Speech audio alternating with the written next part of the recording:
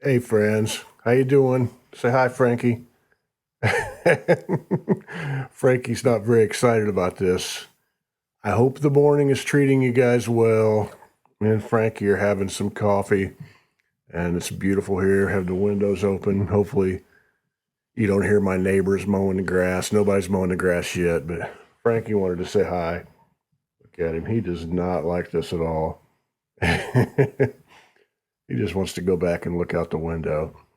But if this is the first time you've seen one of these videos, I always say maybe it's not the best place to start. But this morning, this might actually be a good place to start where you get to see Frankie, get to hang out with him.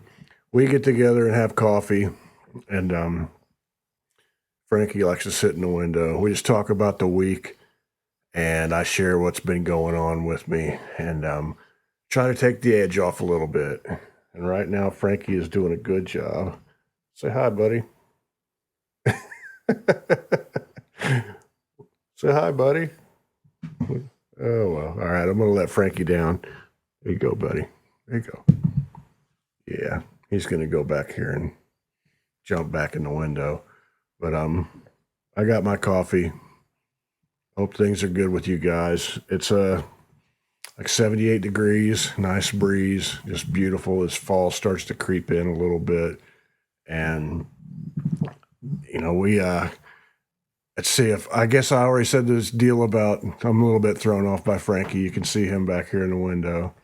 He's going back to what he does best now. But yeah, if you haven't seen one of my videos, maybe this isn't the best place to start, but published a couple of videos this week.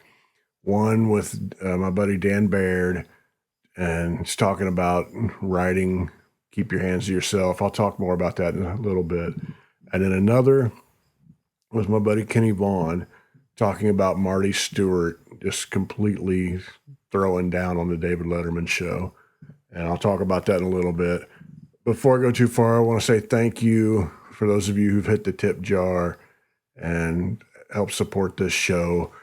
It's beautiful. I've tried to amass this archive of just interviews and stories and things like that. That if you're somebody who is kicked in, I've been doing this for like 10 years with the audio podcast, and then now this video version of this.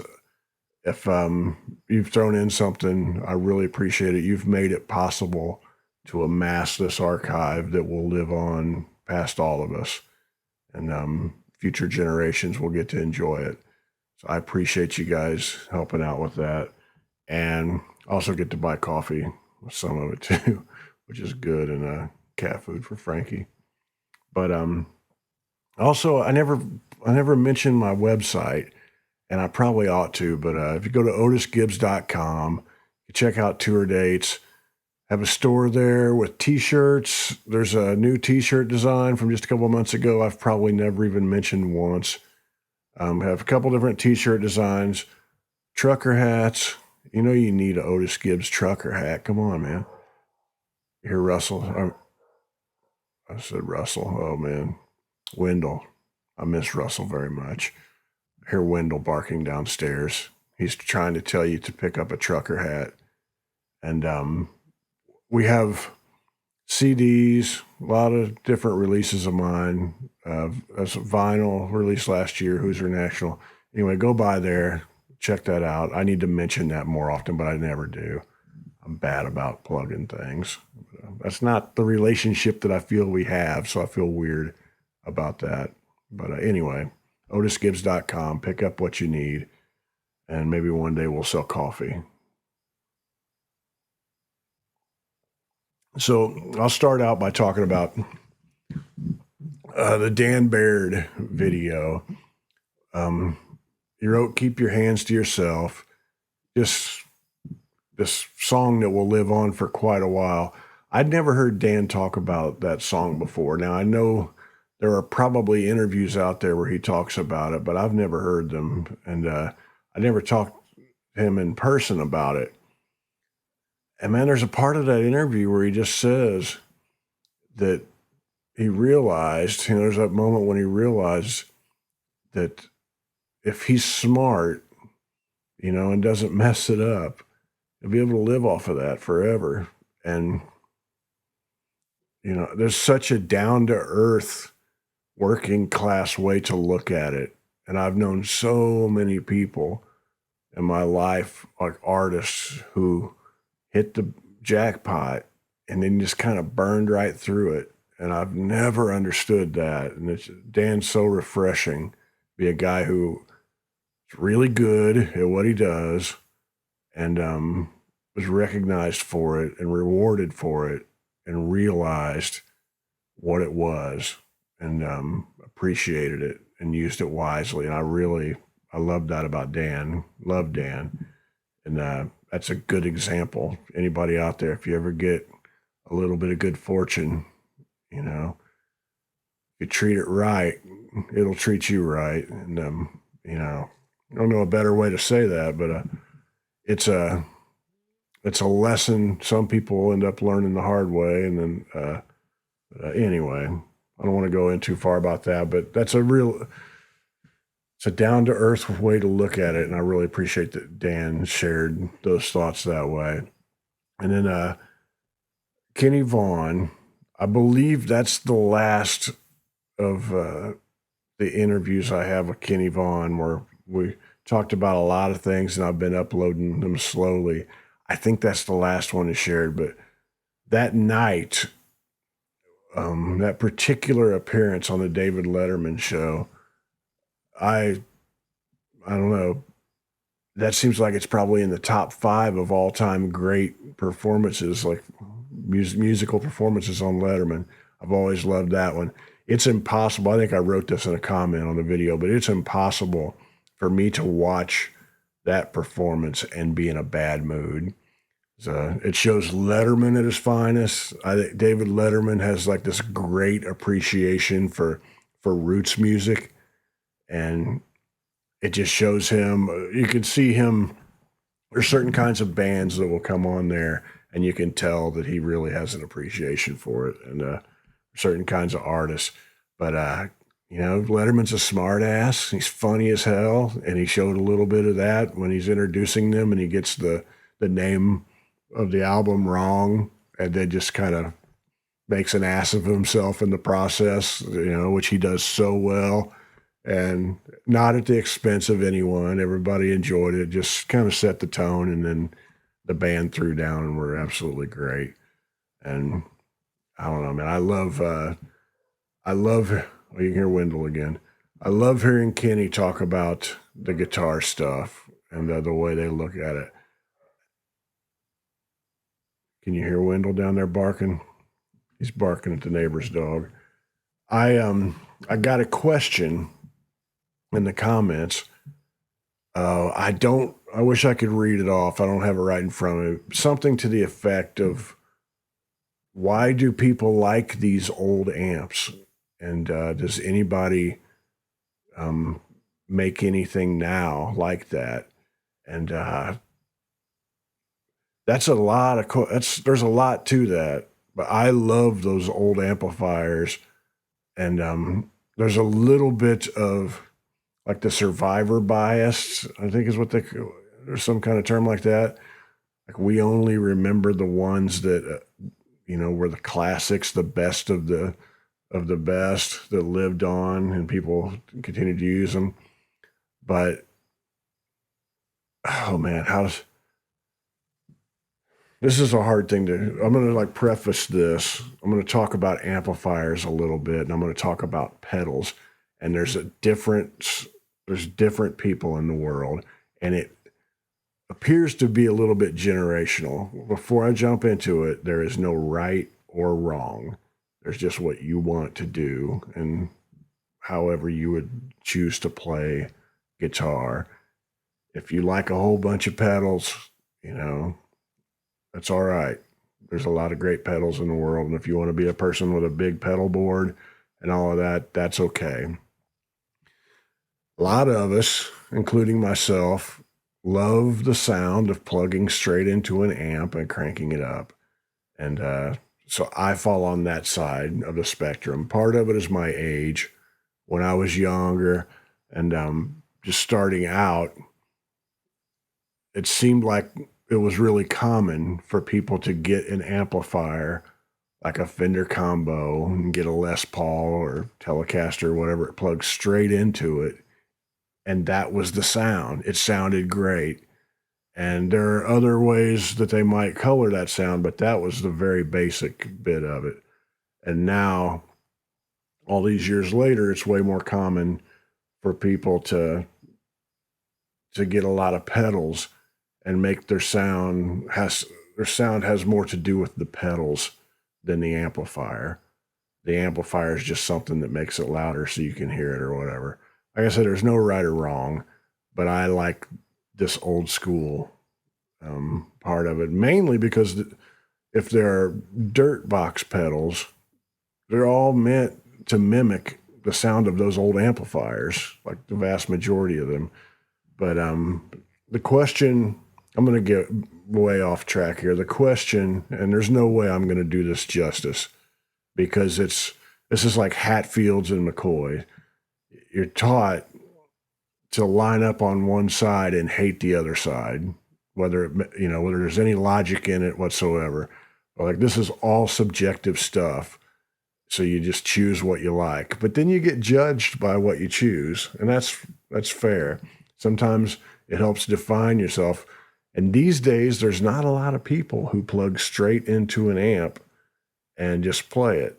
And so it's a way to kind of stand out and be old school. And when you get people who can play at the level of Marty Stewart, and Kenny Vaughan and Chris Scruggs, they just flat ass play. They're really great. And I remember seeing Kenny playing in different clubs around Nashville, and he would just plug straight into that Princeton and just play his ass off. And I don't know, there's a little bit of muscle flexing to that, since people don't do it anymore. Like, if you're not a guitar player, if you plug into some kind of a dirt pedal in front of your amp, there's more gain and distortion, things sustain. It's easier to play fast. And if you value that, I don't value that, but I mean, that's really it's intoxicating. And as you feel it and play it, it feels like it's easier to play the guitar to you. I'm not saying it makes it easy, but every little bit makes you feel better. But if I sit back with my ears, I might play the guitar and think, wow, this is easier, and then like it. But then if I hear it recorded, and hear it back, or if I hear someone else doing it, I really don't like the sound better. It doesn't sound as good to me, most of the time. So I've always liked the sound of plugging it into the amp. And now these old amps, they have very simple circuits. They were meant to be played clean, like we'll say a 1955 Fender Deluxe, a Tweed Deluxe, it was one of these classic amps, these 50s Tweed amps made by Fender. They're made to be played clean by country or jazz players or whatever, but these rock and rollers realize that when you turn them up, they kind of distort, and they sound freaking phenomenal that way, but they're not meant to do that. So these imperfections, this is something I come back to in art a lot. There are these imperfections that happen that were not intended originally, but like all of these unintended imperfections and consequences ended up making it way better. So like as the years go by, they're able to make amps cleaner, more perfect, supposedly more stable. I don't know. That's arguable. I don't know that I believe that, but so once you've perfected all of these tone things, and I use that in quotes, perfected, you lose a lot of whatever was great about it to begin with, to me. And I like those old circuits. They're very simple circuits in those amps. They were very basic. And there's a lot of people that believe that the fact those circuits were so basic, it actually made them sound better. And they're hand wired, so they were a little bit inconsistent, like Kenny talked about. And, just over the years, okay, there's a certain amount of this. God, there's so many ways to talk about this. There's a certain side of this to where you might see a 57 Chevy, the Bel Air. You might see a 69 Cadillac Coupe de Ville. They got the big fins. And you see that, and you're like, man, I dig that. That is cool. Aesthetically pleasing. I feel that way about these old amps. Now, I realize the engines aren't near as efficient. The gas mileage isn't as good. They're not as safe. There's like so many things that they got so much better at with automobiles.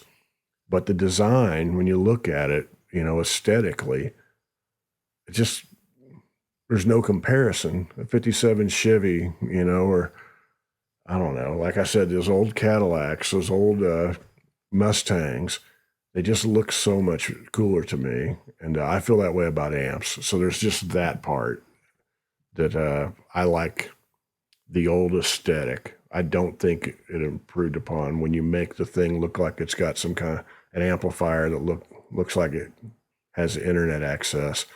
That's not a good look to me, and I don't like that.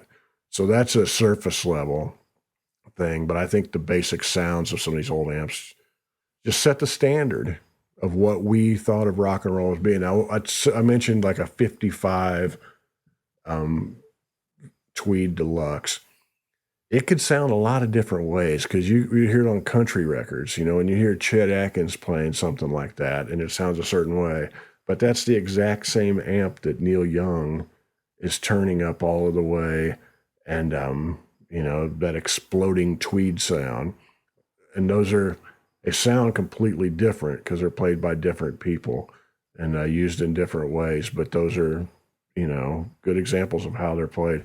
I have, like, my buddy Andy Reese has these great old amplifiers, and he's one of these cats that just plugs straight in. He's a jazz guy, but he plays a lot of different kinds of stuff, but he'll plug straight in and sound phenomenal.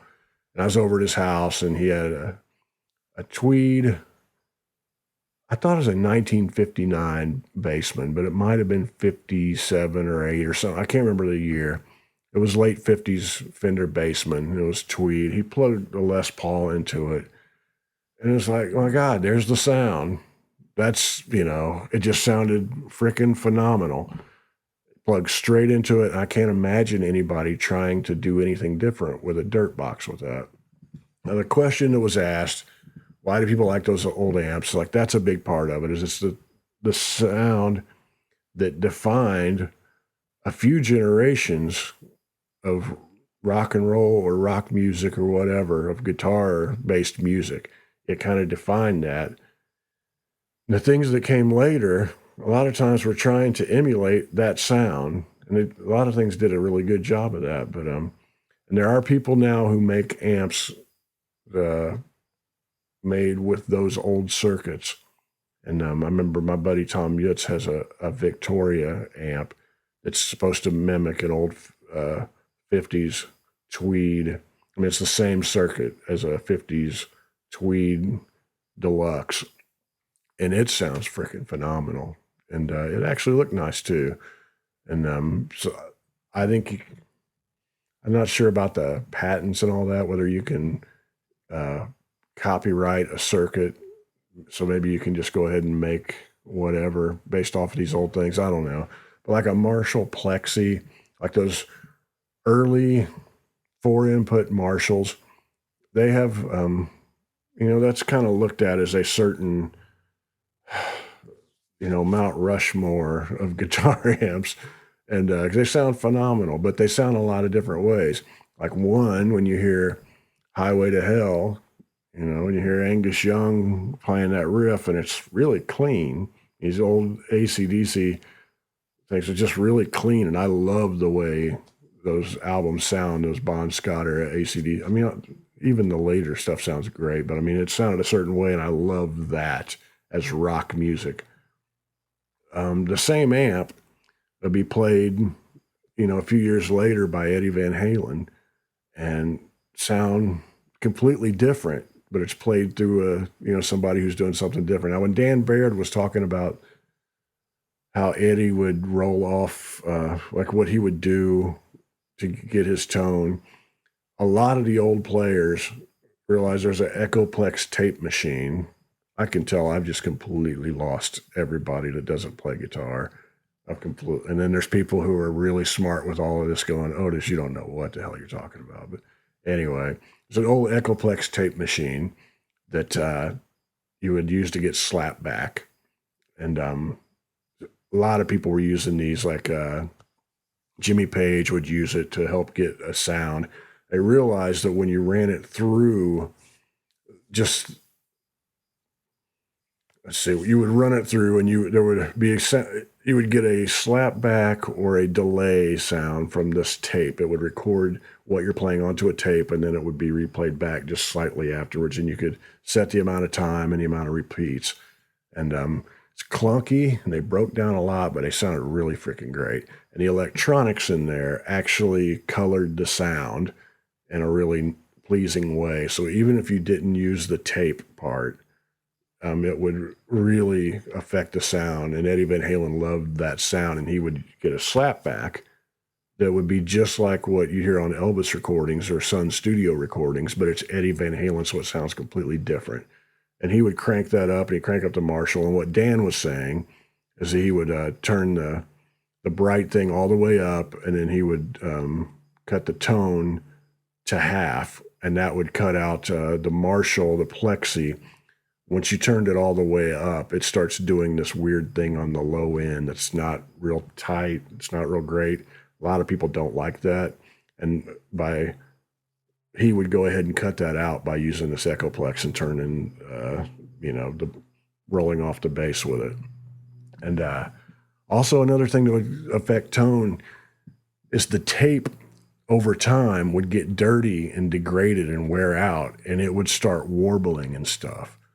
And some people liked that, and it led to like this chorusing effect or flanging effect that a lot of people really liked.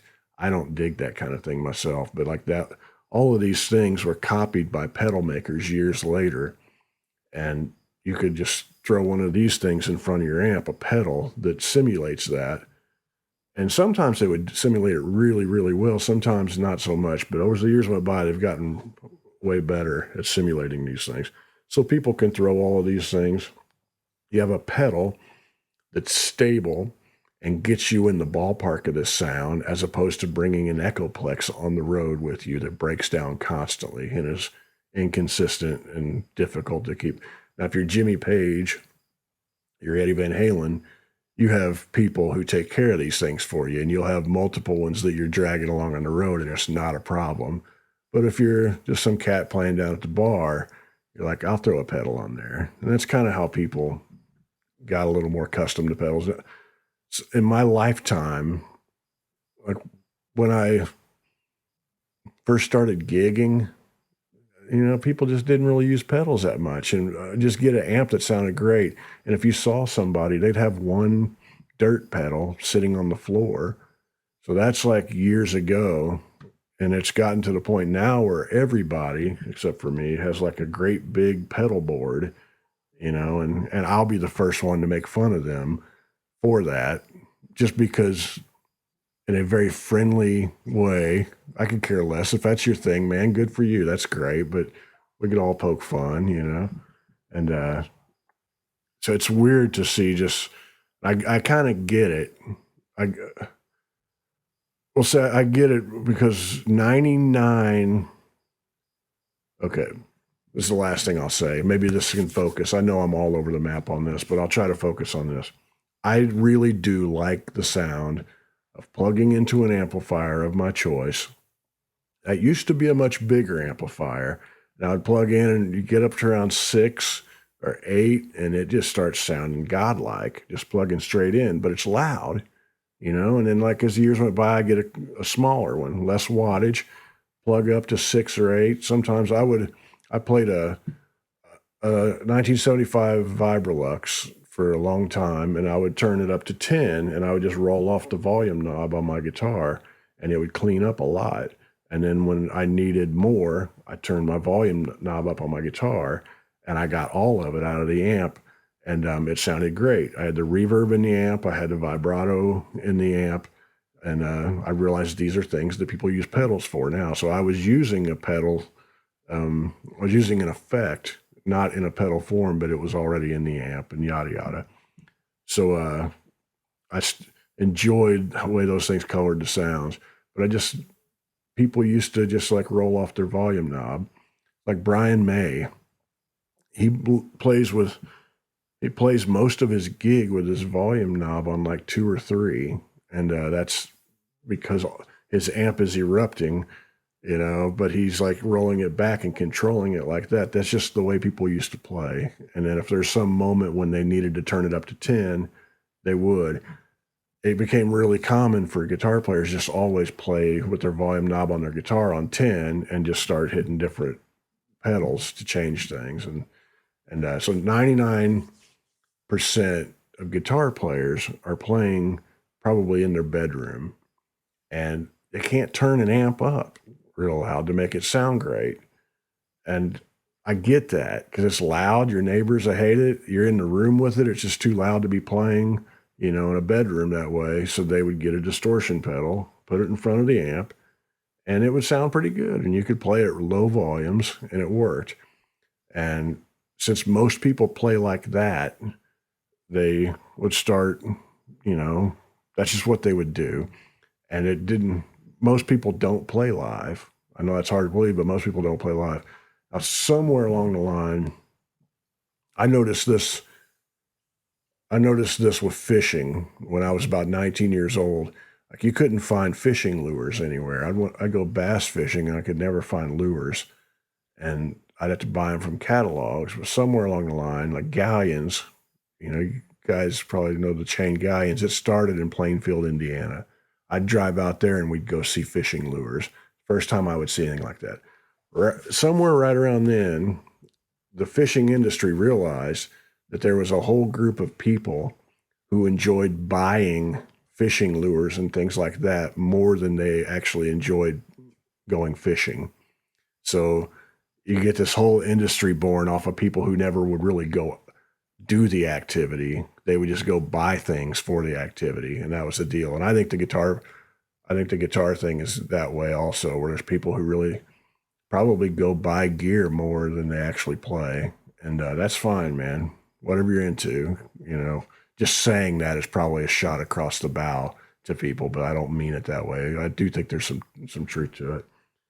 And I didn't notice, since I don't buy pedals or pay attention, I didn't notice, at all. And then a few years ago, I realized that there was this whole wonderful moment of these pedal builders, people building things in their homes and selling them, and they end up having thriving businesses. Some of them get really big, and this whole boom of, we live in this golden age of guitar pedals these days that can do wonderful things and sound really great. And this industry, I just noticed it from YouTube, watching things online. Most of you lived through the beginning of it and saw it, but I was too busy poo-pooing pedals to notice because I wasn't playing them or buying them, so I didn't care about them. And then you start going down rabbit holes on YouTube watching guitar stuff, and I start noticing all of that stuff. And anyway, one thing maybe this is the last thing I'll say about it, but one thing I really do like about that world is they all get along and they root for each other and they help each other. So I enjoy getting on some of these guitar channels from people who build pedals for a living, and then they will just simply talk about something somebody else made and how great it is. And that's the spirit of which I started out, like my audio podcast, Thanks for Giving a Damn. That's kind of the spirit of, that. It's like, well, I want to share things I like. And people will find out more about me by me talking about the things I like than if I sat here and tried to sell them something of my own. And so I can relate to that. And I really like that that's a flourishing thing amongst the guitar pedal world. Even though I'm I'm not their audience really. I'm not the people who are going to go buy it. I've bought some things for when I'm sitting around the house and to in an attempt to play quieter on stage, I keep going to smaller amps. I went down to the Princeton, and it's still a little bit much because I'll turn it up to 6, and sometimes it's just a little more than I need.